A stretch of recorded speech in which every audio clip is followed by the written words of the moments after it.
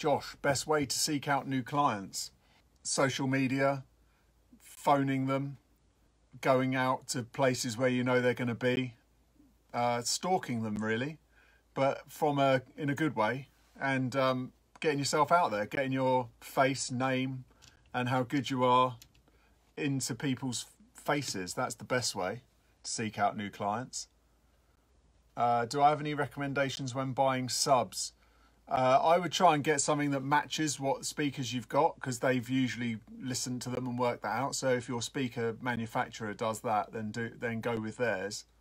Failing that, sometimes subs you can get away with having something that's like not as great as the main speakers. So you can kind of come down a level with your sub. It's dealing just with, 80 hertz and down, 50 hertz stuff. So you still want something that's decent, but you know what I mean? It doesn't need to, you haven't got as much detail going on up there. Antonio, finding the course great so far. I like that you stick more to the sound and feel of things rather than too much theory. Yeah, it's not my thing really. I'm more into how do things sound and do I like it, yes or no. It's that simple, isn't it really? It's pretty black and white. Does it make it sound better? Yes. Do I care why? Not particularly. If I do something and it works, and it sounds good, so that's it, I'm doing it. And that's really all I've done, is to then look at what other people are doing and then try it myself, listen, yeah, I like that. So it's kind of finding all those things, and then the course really is everything that I found over the past 25 years filtered in, because that's all I've done, so that I can work fast and have, get to know exactly what I'm doing really quickly. Where do you put the clipper in the chain? I put a clipper with the limiters really, so usually before the limiters, so after all my gear, before the limiters, so that I can it's really just gain staging and bringing the level up to then be able to then sort of crush it a bit with the limiters. Really, that's all I'm doing there. Hi Ian, Val, Josh, hi. Right, Frank, you got rid of your cat now. A genre that I find particularly difficult to master. Yeah, sometimes classical stuff, really, because there's a lot of harmonics going on. And so it's very hard to get that stuff, loud and together, to glue it together, because the harmonics clash and you get distortion and things. So that can be quite tricky, especially if it's trailer stuff where they want it mega, mega loud, like -4 RMS. So you're really crushing it to death and trying to get it as loud as you can. So that's probably one of the most difficult genres to do and get sounding good, really. Daniel, do you think one can get the same amount of depth in the box as out of the box, or not yet? I think you can, but it's all about gain staging and not pushing anything too much. You'll see that as you go through the course and as I'm layering things up. I know what you're saying about the depth of analog stuff, and I think you're right. There's a massive benefit to that. That's why I'm hybrid, and I think that you can get a different sound by mixing the two. So I think ideally, yeah, you should be in a hybrid situation, but there's plenty of plugins out there where you can still get a decent amount of depth. What do I listen for in a dynamic EQ? I don't want it to suck too hard. I don't want to hear it working. I just wanted to hear it working when it's working, really. That's all I want from a dynamic EQ. I don't want it to be doing stuff I can't control. That's one of the problems with dynamic EQs. Some of them, you can't change the ratios that much on what they're doing. So sometimes they can react in weird ways and make things sound a bit strange. But you need to be pretty careful with anything that's messing around with the dynamics, because if a producer has made a track and it sounds really good to them, you don't want to start pulling it and pushing it around everywhere. You want to, just do the least you need to do. So the main reasons for using a dynamic EQ is to kind of give a bit of life to tracks that actually need opening up and need something and need some help. Otherwise, I wouldn't use a dynamic EQ unless for that reason, where I need to give it a bit of bounce or sparkle that isn't in the mix originally. So it depends how good the mix is, so whether you should be using one in the first place, really. Do you do hard clipping or soft clipping before limiting? Soft clipping I like to do. And I do it before limiting, yeah. I think that it's to push just to grab the level up before you then start getting into like crushing it again with limiters. It's good just to, you know, as part of my gain staging, then that's a big part of it really. Aaron, trying to get a silky top on a track I'm working on. The tops are very sharp. Use the vice, yeah, that's what I'd say, to help control it. Would you backs before or after taming the highs? Yeah, I'll do it after, because what you want to do when you've got something that's really harsh, you can try the vice by calming it down or soothe.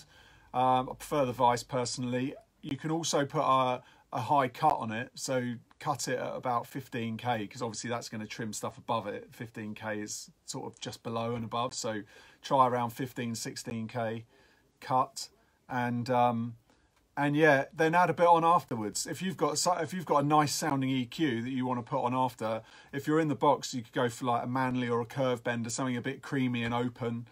Something like that I would go for, or a pull tech at the end, just to open it up again after you've taken some of the, because you'll take the harshness off, it's definitely gonna suck it down a bit. So by adding a little bit more, you're giving a little bit back. You've got to watch that though, because if you take too much off by putting it back, it's not really gonna do that. So you have to kind of be really subtle with taking off too much. I'd sometimes as well with the tops, I'm trying to smooth it out, I might put like a shelf on at 15k just to kind of nudge it down. So it's not really taking off a lot, but it's just kind of, you know, altering the balance a bit, just nudging it back. Wufu, using the limiters in series, do you have to stick an EQ in between the limiters? No, don't bother. You've already done your EQing by then. How is clipping different from limiting? Right, okay, difference between clipping and limiting. Clipping is basically what I was shown and what everybody used to do before they got into limiters. So clipping is, let's see if I've got a bit of paper.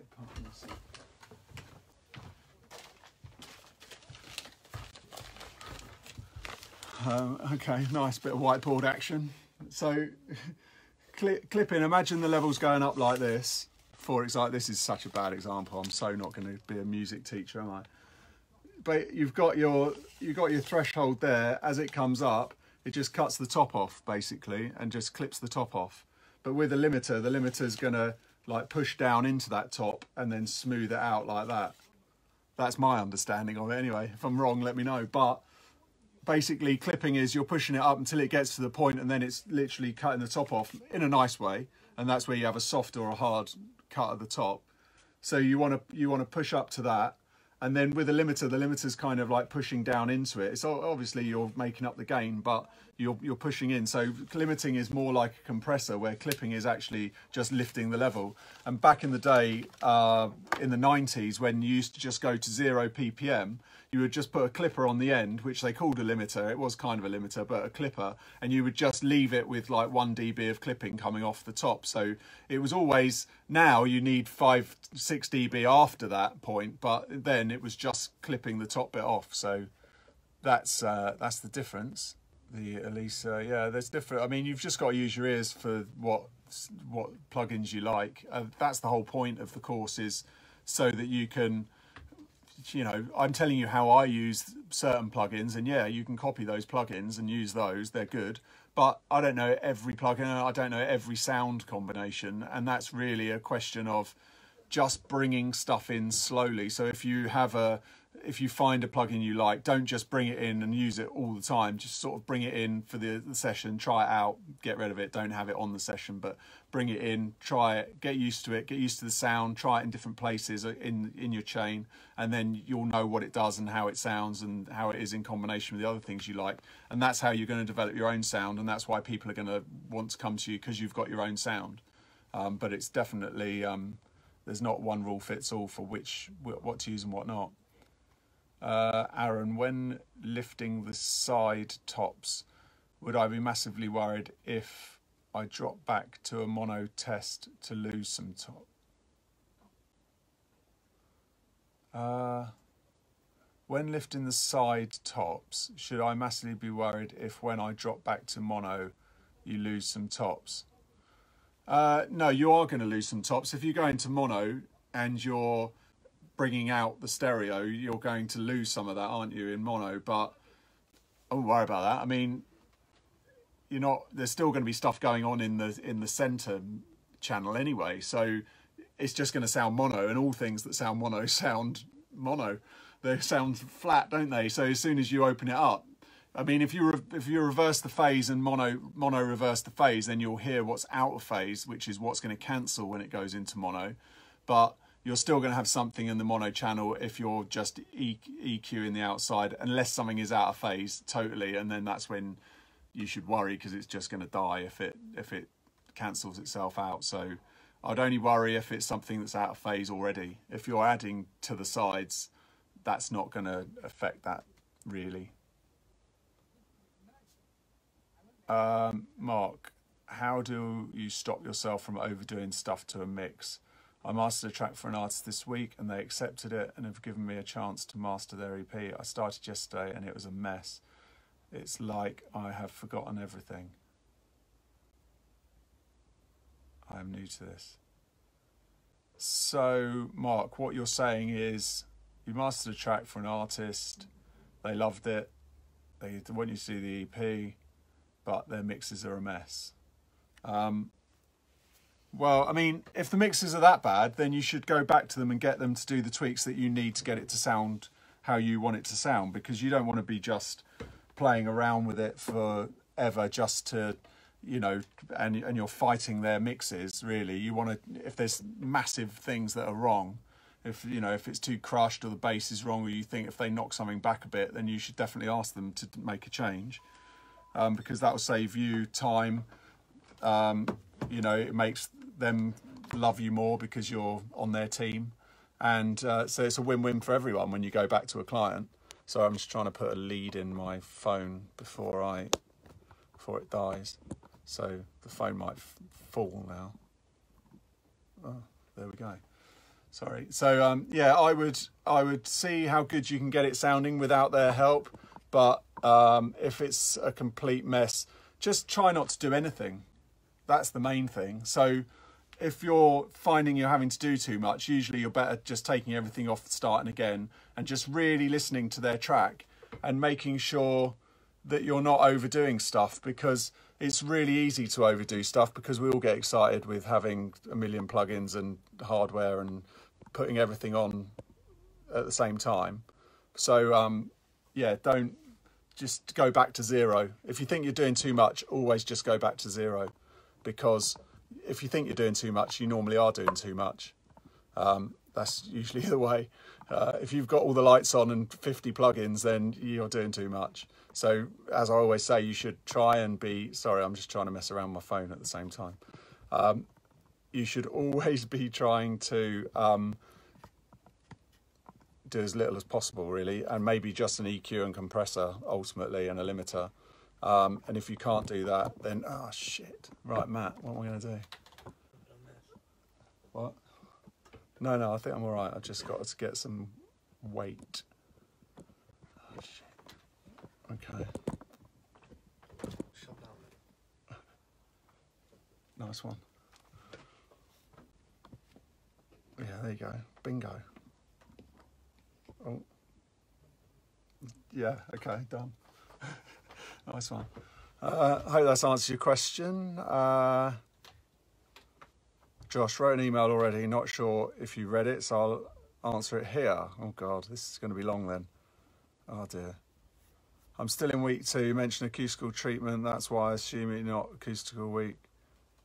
No, I think I did answer you, Josh. I sent you an email. Maybe I didn't press send. I did that to someone else earlier. Basically, yeah, listen, Josh, don't worry about it. The course is for the rest of your life. So if you want to get your room sounding good because you're on week 2 and you want to spend your time doing that, then yeah, definitely, of course you should. Just stop, get the room right, and then move on. You know, you're going to get better results in a better sounding room. So yeah, definitely, yeah, just stop for a minute. You know, obviously come back for the Q&A because I need someone to give us some questions. But yeah, stop what you're doing and then go back to it afterwards, and then you've got a better sounding room. You'll be able to hear what you're doing as you work through the rest of the course.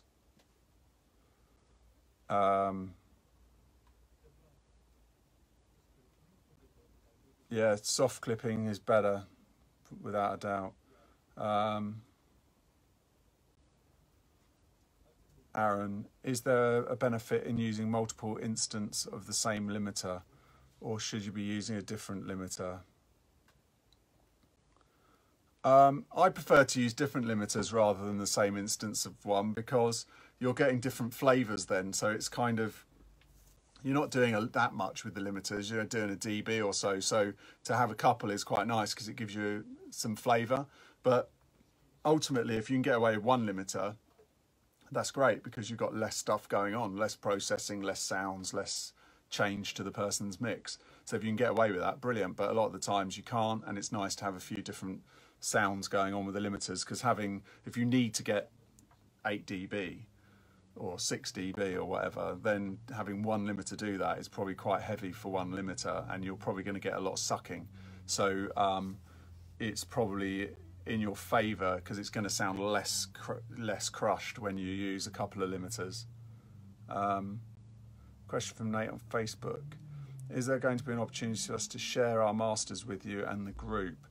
Yeah, on when you get to the part in the course where I'm mastering track after track after track, I'll give you the track to listen to and master so you can hear my before and after, and then you can obviously take that track and do similar things. So you can then watch back what I did at speed, and you will have then, from the previous parts of the course, you will know exactly what I'm doing, and then you'll be able to apply those same things and then see how I got that result for yourself in your own room, and then mix that up to get your own sound. That's the beauty, and then you can share it with the group and everyone can laugh at you or congratulate you, obviously.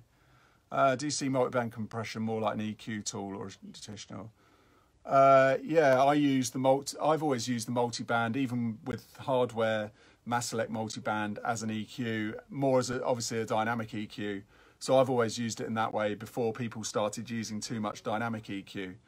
So yeah, I've always done that. I think it's great. It just makes you can move the track around a lot more. There's not none of the kind of big mastering guys, I don't think, use it in that way or didn't used to, but maybe they've started to. But it's not really like I don't see it really like a traditional compressor, because that's across the whole sound rather than being able to do different things in different places. So for me, I've always used it in that way, just because I thought it sounded all right. Steve, what are you looking to do with compression, not multiband? I always mix into a bus compressor, so with very, very light compression. What am I doing in mastering? Okay, so compression for me in mastering is just all about flavor and tone. So it's not really, it's kind of like you're using very light compression to glue the track together, and then because of it's hardly touching the compressor at all, but what that's doing is just taking a little bit of flavor from that compressor, so that adds to the sound and adds to the end result. So it might be a lot of compressors, they'll compress, but they'll open the sound up because of that compression, or close it down, whatever you want it to do. So different compressors do different things.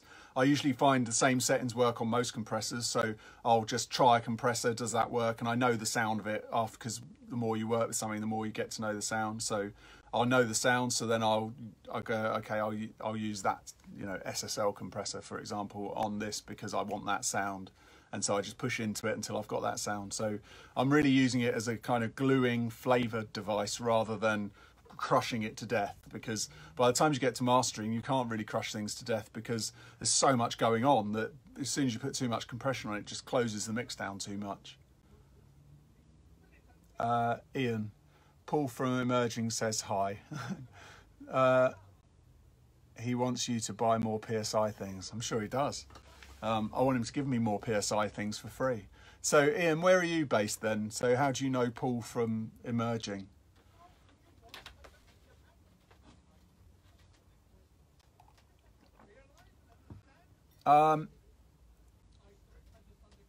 Yeah, Teglia. So I've got 2 people that wanted it. I haven't even asked them yet about the discount because I was waiting to see how many more people would come forward.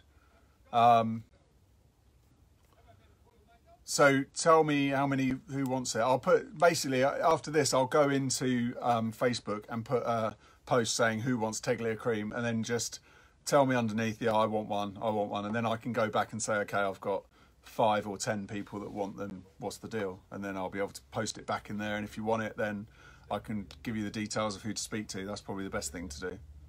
So I'll do that afterwards. He's over with you now doing a demo, Ian. So what's he demoing, the PSI stuff, or is he demoing the Trinov? Did you speak to SonarWorks, discounts on Sonar?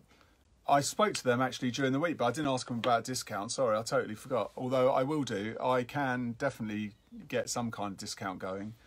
What I'm going to do is I'm going to set up a page on my website for discounts. So every review that I do on equipment or plugins, then I'll speak to the manufacturer and get a discount for this group, and also for my Audio Anoraks newsletter subscribers. So there is kind of an Audio Anoraks, I can't even speak, page where it's just got loads of all discounts that I can get for everybody on there. So it's kind of like closed in still, because they won't let it happen if there's discounts going to the outside world. But for kind of people within the circle, then we'll all be able to get benefit from having the discounts on there. So I'll bang a page. How does that sound? Does it sound like a good idea or bad one? Because I only haven't set it up yet.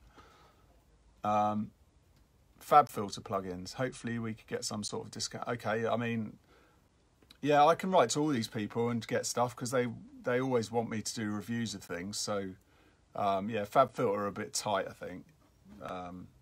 You know, they're not desperate to give stuff away, are they? Let's be honest. All of the discounts talk. I know, everyone loves a discount. But what do you think about that, doing a page? Is that something that you think's a good idea or a bad idea, or? Okay, cool. I'll do it then. I've not tried a Neve Portigo, Adam. I'd like to. I've seen a couple of people using it. Maybe I'll see if I can get one in.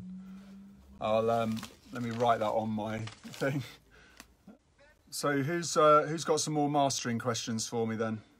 How am I finding the keys compared to the focals? The keys are ridiculous, like the sound that they give out, the bass and how loud they go for the size. As you can see behind there, or there, the size of them compared to the focals is massively different. But their sound is like comparable. It's ridiculous, really. They're mental speakers. I'm not sure if you've been asked, but why did you move from Metropolis to your own place? Just curious. I really like your room now, by the way. Oh, thanks, Daniel. The reason why I moved from Metropolis, because I was only working there day on, day off. With a lot of mastering studios, you work day on, day off, because they split the room between 2 people. Because what they want to do is have really long days when you work at mastering places. So I was only renting the space there. It's always been my kind of, you know, I've always been streaky mastering. But I was there, and then they put me on their pages because they wanted to show that I was there and stuff. So it just worked easier that way. And then so the reason I left was because if I needed to do tweaks for people, or I needed to get work in, it was kind of not really working doing the day on, day off, because people want things the next day. And so I couldn't get the space every other day. And also I think I was losing work from being at Metropolis, because people always thought I was, you know, going to be massively expensive, although I was still the same price as I am now and the same price as I was before I went there. So, but people have a big image of Metropolis that it's going to, you know, they're going to be paying through the nose. But, you know, you're not really. You're paying the same price anyway. It's just that misconception. But so I went there because I thought it'd be fun, and it was, and I didn't want to work on my own, so I thought it'd be good, but it wasn't as good. But I enjoyed it while I was there. I was there for sort of 4 or 5 years. But I'm enjoying having my own place much more. So, what do you feel is missing in your setup? Nothing. I'm not missing anything. I've got everything I want. Been chatting to Matt, my assistant, today about kit, and really it's just be buying stuff for the hell of it. So what's the point? I'm big on trying to be as minimalist as possible when mastering and when you're doing anything. So I know that if I've got the equipment, I'll put it in the chain. So I'd rather just not have it. Because when I was at Metropolis, there's a video that I was showing Matt earlier of my room that had so much outboard gear. And then obviously I had all plugins and stuff as well. And it was mental because I'd be using one setting on one EQ, one on another. So I ended up with so much equipment in the chain that it just didn't, you know, it was just crazy. So no, what I haven't got, I don't miss. And I don't actually think I need anything else. If I was to get anything else, might be a bit of mass select stuff again. But I don't need it really. You know, I've got plenty. Which frequency ranges do I really hate? I don't know. 3K because it's really harsh sometimes, but it's also can be quite good. But yeah, around 3K just because it hurts your ears if it's too loud, especially on guitar music. Eon, since you like analog more and have it, why do you own these plugins and use it so much? Is it analog only if they pay a lot of money? No, I'm hybrid, so it's got absolutely nothing to do with cash. It's you know, because I have to do a sound for people, and if I don't do a good sound for somebody, they're not going to come back. So it's in my interest to make it sound as good as I can for every single track that I do. If I do one bad track, then I'm only as good as that track to that client, and that client is going to go somewhere else. There's plenty of other mastering guys to use. So I use a bit of both. The course is mainly in plugins, which I'm gonna add to it because someone was saying earlier on, I can't remember who it was, maybe Steve, who asked if I was going to show how to bring in a hybrid system.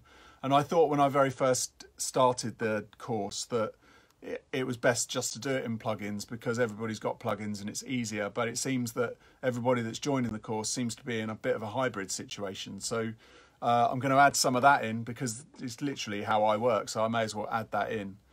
So yeah, definitely it's never about money. It's never about money. It shouldn't ever be about money. I mean, you know, we're not charging a lot. We're not asking for loads anyway. So, you know, analog or plugins. I mean, there's loud mastering. I know that he does. I've seen on his website where he's got, you can have an in-the-box master or an analog master. And I just find that really weird because why, what's the difference? I mean, you just want it to sound the best it possibly can. And I want to use the tools that do that for me. So yeah, it's weird.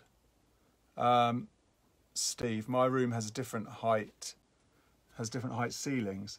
How bad do you think this is? I can't move rooms, so I'm stuck with this. Different height ceilings. Well, the way I would deal with that is just by changing your acoustic treatment on that ceiling. Could work in your favour in a way. If you've got space to stick loads of bass traps in, then I would try and do that and just try and keep it as symmetrical as you possibly can by, you know, you can put something over the top and fill it or whatever and just try and work with that. I would do that. I would try and make it an advantage rather than a disadvantage by, you know, playing with the ceiling height. It's always a bummer if the ceiling's too low, obviously, because you're going to get reflections really quickly. But the higher the ceiling, the better. But you've got to work with what you got and get the best out of what you've got. That's all you can do, isn't it? And try and get better down the line. But if you've got a really small room, you have to work with that, and that's the way it is. I've worked in small rooms and got good results. I've worked in big rooms and got bad results. So it's you just got to do the best you can with what you got. A lot of places do educational discounts, but not sure of requirements like Pro Tools and FabFilter. Yeah, I think the requirements, you have to have a student email. Matt will tell you. Is it a student email? Yeah, okay. So you need if you want an educational discount, you need an email and your student ID to send them a picture of it a lot of the time. So that's, when clipping the A to D, how do you know how many dBs you are clipping by? Well, you don't, do you really? You use your ears and hear if it sounds rubbish. I mean, you just push into it, you can see the lights flashing, so you kind of know how much flash you're getting to how much you're pushing in. You're never, you know, you probably can see on a meter. I don't clip my A to Ds anymore. I used to. I don't like the sound of it. I just think that it's going to give me distortion that I don't need, so I don't do it. I used to do it. I think I've said before, I used to do it with an Apogee that I had, which was great, Rosetta 200. But with the Prisms, I don't really want to. I don't really feel the need. I'd rather keep things as clean. Things are so smashed and ruined and digital sounding that to push them into A to Ds just seems like an extra, more distortion I don't want. So I'd rather just use some limiting or clipping afterwards. Adam, did you manage to have a quick read of the message I sent via your website about speakers? No, I didn't see that message, Adam. Obviously my emails from my website are working well. Nick, how long do I normally spend on a track? I hope it will come with time, but I just spent 3 days mastering a 4-track EP. Oh my God, what are you doing? And tips for letting go and moving on quickly. Well, look, you should be in the ball, when you start mastering, you should be in the ballpark within about, I'm in the ballpark within the first 2 plays max. I've got it up to level, I've got my chain set up, and I'm ready to tweak. So, yeah, 2 plays through, I'm hearing what I want to do. I know what level I'm at, and I can hear straight away I can hear what's wrong with the track. As soon as you play the track, you can hear, okay, there's something, the bass is muddy, it needs more top, it's, basic stuff. 2 plays through, I'll get everything up to level, because that's what I'm doing to start with. And then it's a question of just playing it through. So if I'm really having a tough time, 45 minutes to an hour. If it's sounding great, 15, 20 minutes. So, but 3 days mastering a 4-track EP, after day 1, you should have stopped and turned everything off, given yourself a break from it for a day, and then gone back and tried to work quickly on it. You're overthinking it, sounds like to me. If you spent that long, you're really overthinking it. You're listening to the track far too deeply.